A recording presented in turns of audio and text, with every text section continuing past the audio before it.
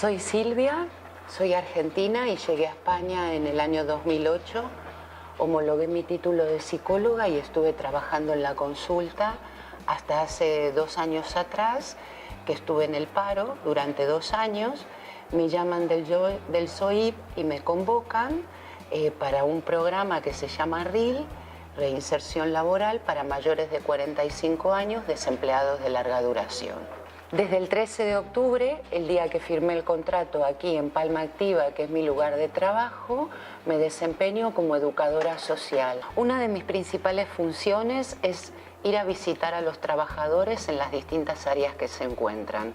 Son 17 trabajadores con distintos perfiles: auxiliar administrativa, albañiles y técnicos pintores. En estas visitas son 2 cuestiones. Una es acompañarlos en sus inquietudes y en su desarrollo profesional en el trabajo que realizan, y en cuestiones formales. Jo soc Mohamed Ben Sevi Tauhar.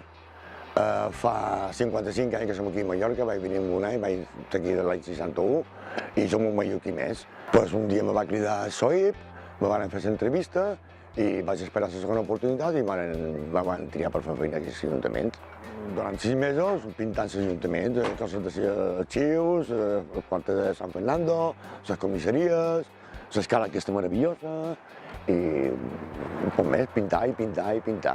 Ha estat una experiència molt positiva, m'ha donat l'oportunitat de continuar visquent, per dir-ho d'aquesta manera, i amb l'esperança de mirar de continuar.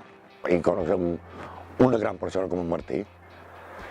Hem tingut el suport de Palma Activa a través de la Sílvia, que ha estat una persona encantadora, que m'ha ajudat a tot el que li hem demanat, i un 10, no puc dir res més que un 10 per ella i per Palma Activa, que m'ha donat aquesta oportunitat de continuar per endavant, que és l'important.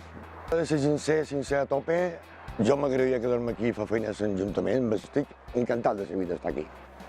Para mí el RIL supuso básicamente una gran oportunidad de poder desarrollarme profesionalmente. Es una experiencia de mucho enriquecimiento, tanto personal como profesional, y mis expectativas para el futuro es poder presentarme a otras convocatorias que tenga el Ayuntamiento.